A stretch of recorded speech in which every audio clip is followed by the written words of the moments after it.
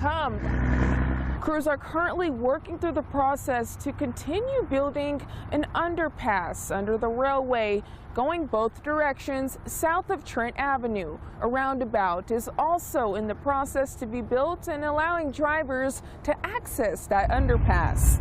Reduced speeds are in effect while crews are on site, and although this might run slow while taking the minor detours, the city says this project could save more than 30,000 hours of vehicle delay each year. The project also includes construction of a new trailhead connecting to the Centennial Trail. And regarding the economy, the city of Spokane Valley says it'll open up access to at least 170 acres of land, opportunities for new businesses and development. Reporting in Spokane Valley, Giera Cottingham, NonStop Local. U.S. Central Command says that the U.S. forces that have been directed to formulate that blockade. We do know right now, as a result, they have directed 29 vessels to turn around and return to port as part of the blockade against Iran. This all comes the day after President Donald Trump extended a ceasefire but said that the American blockade of Iranian ports would continue. CENTCOM also denied media reports that several commercial ships evaded the blockade. Meanwhile, Iran fired on 3 ships in the Strait of Hormuz and seized 2 of them. State media right now in Iran reported that 2 ships were in the force's custody and have been taken to Iran.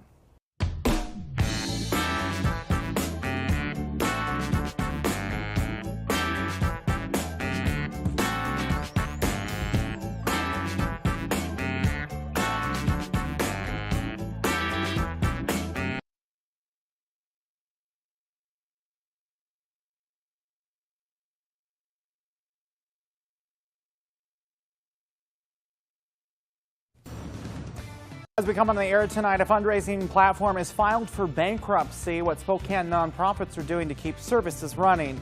And a Kennewick man arrested after an attempted bank robbery. What we know about his criminal history. You'll want to hear this story. Plus, a local high school production changing the way kids connect. How Lewis and Clark High School inspired the community and brought people together tonight on Pulse Prime. Covering the content that connects our communities. You're watching NonStop Local Pulse Prime. Hi, everybody. It's nice to see you. Thanks for being with us. I'm Bradley Warren in for Morgan Ashley this evening. We got to talk about weather. Today, Spokane saw overcast skies and rain. Even though it still looks beautiful outside the sky, well, it had a little show up its sleeve for us. Hopefully, we got some sun in store for us this weekend. We've got my good friend, Chief Weather Forecaster Leslie Lowe, in right now giving us a look at the rest of the week. Hey, Leslie. We went from 71 degrees yesterday to 54 degrees for a high today, below our average, which is typically 59 degrees. A big drop in temperatures courtesy of this cold front that also brought in the rain that we saw beginning last night, continued through much of the day today. That front now starting to push off to the south, and that is taking that band of showers along with it as we head overnight tonight. Now, what we're still watching for is some high mountain snow, especially over towards parts of north central Idaho and into western Montana. This is above 4,000 feet, and also where we've got some winter weather advisories that we'll talk about here in just a minute. The winds have been a big player as well. Last 24 hours, wind gusts over 30 miles per hour here in Spokane. Strongest wind gusts, though, have been through Pendleton at 59 miles per hour. This is also where we're still seeing wind advisories that will continue through tomorrow morning at 11 a.m. Otherwise, we'll see some on and off showers for tonight. Pretty quiet otherwise, and then when I see you back here in a few minutes, full look at that 7-day forecast. All right, Leslie, thank you so much. To a case we've been tracking here on Pulse Prime, Pasco police are continuing to investigate the death of a 26-year-old man whose body was found inside the trunk of his car on Sunday. Officers found his body just hours after he was reported missing. An autopsy completed yesterday determined the cause of death was blunt force trauma to the head. Police say that they are actively investigating and turning over every stone, but not releasing additional information at this time. Here's what you need to know. If you have information that's pertinent, you're asked to contact the number on your screen. We'll leave it up for a second, 509-545-3421. Again, 509-545-3421. In Kennewick, police say a man used the Weed Holiday 420 to justify stealing and shoplifting a cart full of merchandise valued at over $1,000. And now that same man, Christopher Barkley, he's been booked into jail following an attempted bank robbery. That took place today. Police say an employee of Key Bank called 911 during the robbery. Now he is behind bars, but before that, fled on foot. It was ultimately a stander-by who detained him. That was helpful for law enforcement. He'll be booked on new charges related to this incident. We'll continue to follow his cases as they progress forward. Happening right now, we're following this, more than $175,000 in donations to Spokane area nonprofits. They're being withheld after a fundraising platform called Flipcoin filed for bankruptcy. NonStop Local's Ainsley Anderson live on this. Ainsley, frustrating for the nonprofits for sure. What's next? They rely on this platform. Now they don't have access to that cash flow. Well, Bradley, that is a really good question. Now, for many fundraising platforms, they use this as a way to organize funds and fundraisers that are critical to keeping them afloat. Now, 10 nonprofits in Eastern Washington and North Idaho, well, they say they have lost access to critical funds, forcing cuts to services and events. The Shadle Park boosters lost nearly $50,000. Now, that was the largest local loss. Another local nonprofit dealing with the lost funds is Down Syndrome Connections. That's an organization serving hundreds of families in the North Idaho region. Well, a loss of over $20,000 could be enough to close doors for some. Terry Russo says DS Connections is continuing to get by on community support. We've already been through the 7 stages of grief with this because that's a third of our operating budget, that $21,000. So right now we're just pumping the brakes. We have no intentions of going anywhere. We shared the situation with our families so that they would know what's going on. And they have already, it's going to bring me to tears. They've already raised $5,000 for us. And another local group on FlipCause's bankruptcy list is Raider Sailing. This local nonprofit works to take combat vets out to the water to explore the world post-war. Executive Director Eric Thorleifson says those funds are critical. It was all the money that we'd raised at that particular fundraiser last year, which is a substantial part of our annual revenue. Yeah, so it's been a significant impact to our organization and our ability to fulfill our mission. Now, according to our reporting partners with the Spokesman Review, Jeffrey Testa, FlipCause's bankruptcy trustee, did not respond to a request for comment on the $175,000 in missing donations for the Inland Northwest. However, this is only a small portion of, as we said, the $30 million missing nationwide. Bradley. All right, Ainsley, thank you so much. Hard stuff. We'll continue to follow that for you. Out of Boise right now, the legislature has adopted Governor Brad Little's Enduring Idaho plan. He says the plan is committed to improving Idaho's fiscal responsibility and long-term sustainability. The governor's Enduring Idaho plan calls for a balanced budget. The Idaho legislator stuck to his recommendations for spending adjustments. The 9-point plan calls for improvements to rural health care, $1 million for programs to address the physician shortage in the state, and what he calls better compensation and benefits for public school teachers. New now out of Wenatchee. Wenatchee Pride is announcing on social media that diversity banners that usually are displayed in June will be replaced with Turning Point USA chapter banners this year. The city has adopted a new first-come, first-served process for banner applications. City officials said the update and the process to take part in it was published on the 23rd of March with notifications sent to interested parties. A city council meeting is set for tomorrow with the banner issue on the agenda. We plan to bring you coverage of this as it develops. Out of Washington right now, Senator Maria Cantwell today pressured Health and Human Service Secretary Robert F. Kennedy Jr. about the WISER program, a new AI tool requiring AI review for certain Medicaid procedures. The tool is going to be a product that could be rolled out nationwide, but right now the senator says it's not effective as it's being tested in the state of Washington. The tool has delayed or even overturned doctor recommendations for Medicaid patients as part of that test rollout. It's showing that it's not practical in use, according to the senator. New data shows that the AI pilot program is causing longer wait times and worse health care outcomes for Medicaid patients in the state of Washington. According to the senator, of course, who made this presentation today, it does look like patients in Washington are now waiting anywhere from 4 to 8 weeks for care. That's up from 2 weeks, with claims often being denied by way of that AI service. The senator says that the delays are impacting thousands of seniors. The scary thing about AI is that if we really think we're going to put AI in charge of deciding on instead of doctors, I think we're going to have some real problems. It's supposed to have a human supervisor so that the human, when prior authorization is denied, that there's supposed to be a human being who checks that off, and that the AI.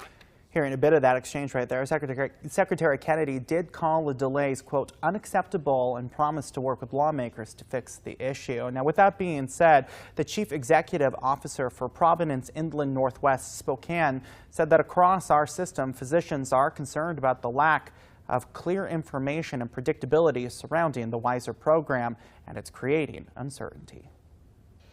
New information right now on that cup of coffee you get in the morning from Starbucks. Seattle-based Starbucks has announced that it will open a corporate office in Nashville, investing $100 million, yes, in offering, in addition to that, 2,000 new jobs in the state of Tennessee. The company says that the new Nashville office will support its North American growth and help meet rising customer demand in the area. Starbucks says that the office will work closely with Starbucks' global headquarters in Seattle as part of their expansion. On the heels of this news, Starbucks closed up in the green today as the bell rang. All right, Thursday is a big day for NFL fans everywhere, and AJ Howell joins us right now with what that means for the Seahawks. What does that mean for the Seahawks, AJ? Well, we kind of have to wait and see. Okay. But what I can tell you so far, I appreciate your patience, first of all. It's just one more day for the Seahawks until the NFL draft, and at least the first round of it, we can say. That starts in Pittsburgh. As always, we see the order ahead of time, but of course, you never really know what's actually going to happen. So here's the Hawks' only 4 picks since they traded their 4th and 5th round picks to the Saints last season for Rashid Shaheed. Seattle's general manager, John Schneider, says he was more than okay with doing so, especially since he believes this draft is top heavy, but they still need to find the diamonds in the rough. I think there's a lack of depth in this draft, and I think I thought our scouts did a great job in the fall of identifying that, and letting that allowed us to be a little bit more willing to give up the 4th and 5th round draft pick. But no matter what draft you're in, what year, it's our responsibility of the organization to be able to find true Seahawks all the way through it. Where do you think, which round do you think you'll go in? Yeah, okay. Go Hawks. Go Hawks. Yeah. Which round are you going in? No, I'm strictly reporting. All right. Actually, that's the new QB coach right there. I think we should take a break. All right, we're leaving right here. Thanks for being with us. Still to come tonight, high schoolers performed for younger students in the school district, how this production is changing the way kids connect. We're talking about that. Thanks for being with us on Pulse Prime. We're back in a moment.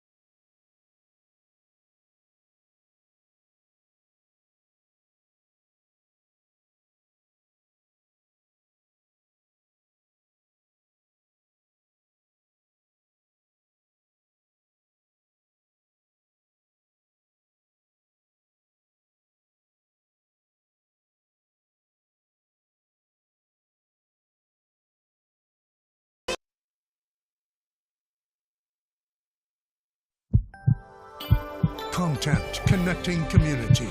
You're watching The Pulse. Hey everybody, I'm Bradley Warren. This is The Pulse. We'll start with this. Navy Secretary John Failane has stepped down from his position effective immediately. The Pentagon made the announcement today as the U.S. Navy continues to impose a blockade of Iranian ports during the ceasefire. It's still unclear what led to Failane's decision to leave the department. Staying on the topic of the Middle East right now, Iran fired on 3 ships in the Strait of Hormuz and seized 2 of them today. It comes after U.S. forces seized an Iranian ship and then boarded a tanker linked to Tehran's oil trade. President Donald Trump said last night that he was extending the ceasefire with Iran indefinitely so its leaders can, quote, come up with a unified proposal. This as the U.S. maintains a blockade on Iranian ports. And tonight, the Senate has rejected a war powers resolution offered by Democrats for the 5th time. Senator Patty Murray posted online that she was proud to vote against it for the 5th time to end this war. This as Democrats continue to vow to bring forward that war powers resolution to the floor. Let's take a look at gas prices right now, of course, affected by the situation in the Middle East. Nationwide, it's looking like $4.02, but here at home, it's $5.37, expensive for sure. In North Idaho, it's looking at $4.33 a gallon. The federal government believes the price of gas should continue to decrease as we move throughout the year. For now, I'm Bradley Warren. Thanks for being with us at the Pulse Desk. I'm going to wrap it up right here, take a quick break, and come back, and I'll chat with you on the other side.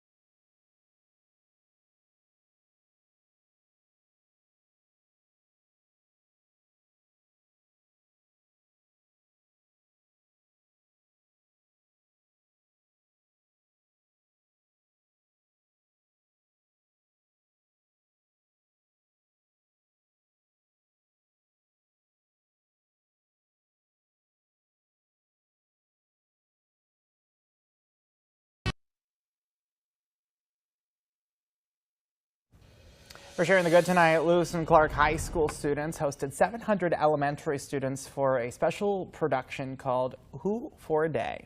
The event featured a 75-minute performance that brought together the talents of 60 Lewis and Clark students, both on stage and behind the scenes. Spokane Public Schools says the production is part of an effort to encourage students to put down their phones and build real-life connections. Love that. And the city of Grandview is asking you to stay proactive this summer when it comes to using water, as their water supplier is anticipating a drought. NonStop Local's Davis Rail reports. The climate is changing, and we do have challenges we have to deal with, and one of those is irrigation water during the drought season. The city of Grandview asking residents to prepare for drought conditions this summer by taking proactive steps towards water conservation. The move comes after City Administrator Shane Fisher reached out to Sunnyside Valley Irrigation District to ask about this summer's outlook. Shot them an email and asked the district manager over there, the engineering manager, if there was going to be, any kind of water restrictions or rationing type thing, and he said yes. The city gets their irrigation water from the Sunnyside Valley Irrigation District, who also provides water to over 10,000 customers across Benton and Yakima counties. District Manager David Feldman says everything is pointing to another rough year for water access. We're nearly full on our reservoirs right now, but the basin did see less than 50% of its average snowpack for the 2025 winter. That puts us in another difficult drought year moving forward, and as you said, it's now a 4th consecutive drought in a row. So to get ahead, Fisher is asking the community to conserve now, which includes limiting outdoor water use and making sure to fix any leaks in irrigation equipment. It's a move Fisher says has to happen to protect everyone in the Yakima Basin. If people get rationed here within the city, and that affects, the water in their yards. So that's just kind of part of it. Reporting in Grandview, I'm Davis Rail. All right, that pesky cold front that brought all the showers that we've been enjoying throughout the day. And trust me, we do need the rain, so we'll take it. Now starting to push off to the south and to the east of us. We've still got some lingering showers as we head overnight tonight. Still also looking for some gusty conditions with wind gusts 25, 35 miles per hour here in Spokane. The strongest gusts have been back into central Washington, down through the basin. You can see some of those wind gusts above 45, even 50 miles per hour between Ellensburg down into Pendleton. This is where we've got wind advisories. Those will again be in place until 11 o'clock tomorrow morning. You can see Spokane County pushing across the basin, again up towards the Cascade Valleys. 2 hands on the wheel. If you drive a high-profile vehicle, it can get kind of tricky out there. Also, if it's garbage day tomorrow, you might want to keep an eye on your garbage can. Temperatures tonight, though, on the mild side, upper 30s, low to mid-40s across the board. So it tops off the lowdown. For tomorrow, we still have some lingering shower activity out there. We'll see some clearing out there as well, but winds remain on the gusty side, especially back into central Washington. Now, once we clear out tomorrow night, that's where we'll start to see some quieter weather. Temperatures are just going to be on the cooler side compared to this last weekend where we were seeing 70-degree temperatures. We're back into the 50s.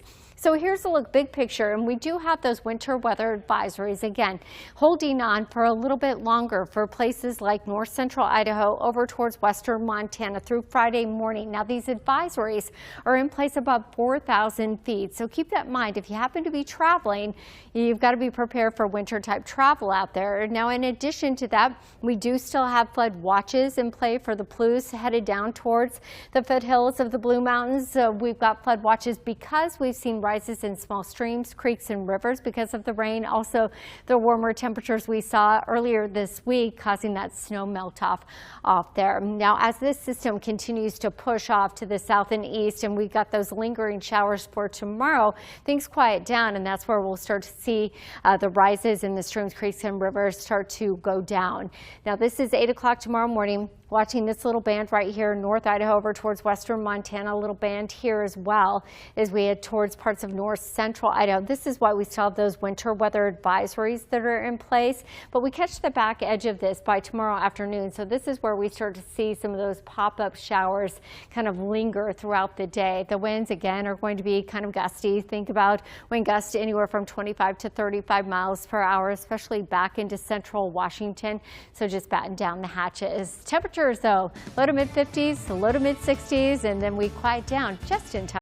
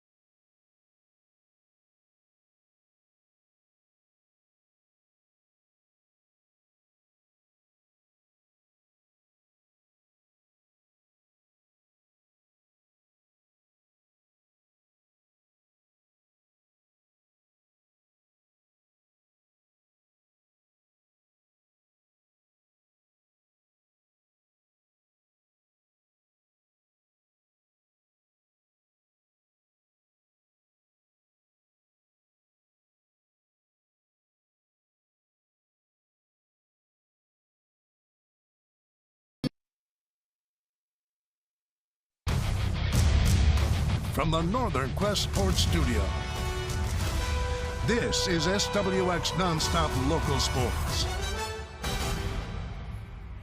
The Seattle bullpen has given up 6 earned runs in both losses during the Mariners' 3-game series with the Athletics this week, looking to help out Logan Gilbert in the series finale this afternoon. but he runs into trouble early. 2 runs on 3 hits, including this Jeff McNeil RBI single, as the Athletics were up 3-1 after just 3 innings. But in the bottom of the 3rd, Cal Raleigh lessens the deficit with a solo blast. 3 straight games with a homer for the big dumper. Mariners get a sac fly in the 6th to tie things up, and in the 7th, it's Julio Rodriguez with the chopper to short, but it's enough to score the runner from 3rd. So it's 4-3 Seattle in the 9th inning until Nick Kurtz launches a ball deep to center, and it's gone to tie things back up. But in the bottom of the 9th, 2 runners on. Josh Naylor sends a base knock into left. Raleigh rounds 3rd and makes it home for a walk-off RBI single as the Mariners avoid the sweep. They will have the day off tomorrow before a 6-game road trip to St. Louis and Minnesota starting on Friday. This week's Student Athlete of the Week comes to us from Gonzaga Prep. Noah Schmick met a Bullpup senior who does just about everything on the track and in the classroom. You might not find a more busy high school student athlete than Nelisha Richardson. Outside of school, I'm a Lilac Princess for this year's court, the Embrace Court, but I'm also part of the Catholic Charities Junior team board. And then in class, or in school but out of the class, I'm part of the campus ministry team. I'm very involved in our service and justice office as well, and I'm a part of our Team Magis retreat group. My calendar is color-coded right now. That is the only way I will be getting through right now.